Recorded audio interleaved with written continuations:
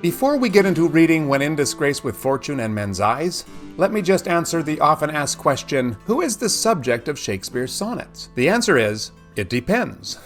Sonnets 1 through 126 were probably addressed to the fair youth. This is likely a young man who is usually praised for his beauty, virtue, and nobility. Sonnets 127 to 152 are addressed to a woman known as the Dark Lady. A mysterious woman with dark hair, dark eyes, and unconventional beauty. The tone shifts dramatically in this section, becoming more sensual, passionate, and also conflicted. So Sonnet 29 is addressed to the fair youth. Here's that sonnet.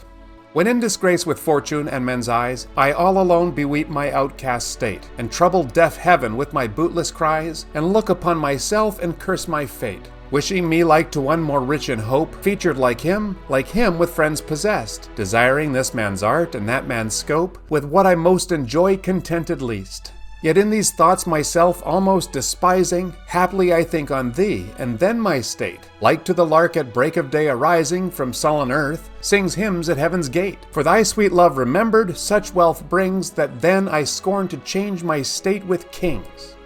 In the first quatrain, we find our speaker reflecting on those times in life when nothing seems to be going his way, or when he thinks that everyone thinks that he's a loser. He feels so alone that he finds it difficult to hold back the tears. He cries to heaven, but those cries are futile. Heaven doesn't hear him. He feels like an outcast. This term makes us think of Cain, who was actually cursed, not just by himself, but by God after he murdered his brother Abel. He was condemned to be a restless wanderer on the earth. It is a big deal to be in disgrace with fortune and men's eyes, and to feel cursed, but doesn't all this sound a little overdramatic? I draw this conclusion from the tone of the second quatrain. He's complaining, a little whiny even. Here we have a significantly diminished kind of misery, almost petty. He's comparing himself to other men. This guy has more potential, and this one's better looking, this one has more friends, and this one's really good at that thing, and this guy's good at everything, and I'm not as good as any of them.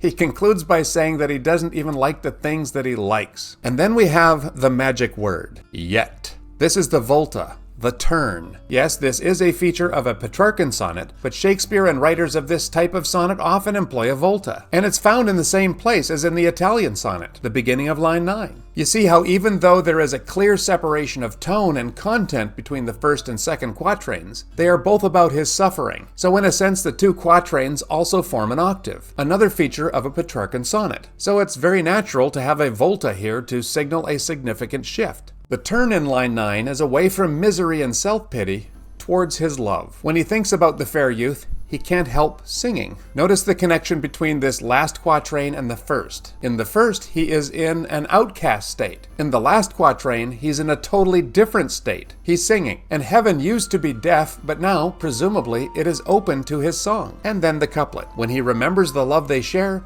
he realizes that he'd rather be loved by this person than be anyone else, even a king. I like this poem. The guy's a little pathetic in the beginning and feeling self-doubt and envy, like we all can at times, but at the end he's content and fulfilled through the redeeming power of love. And he's got such a nice smile on his face in the end, we just can't help smiling with him.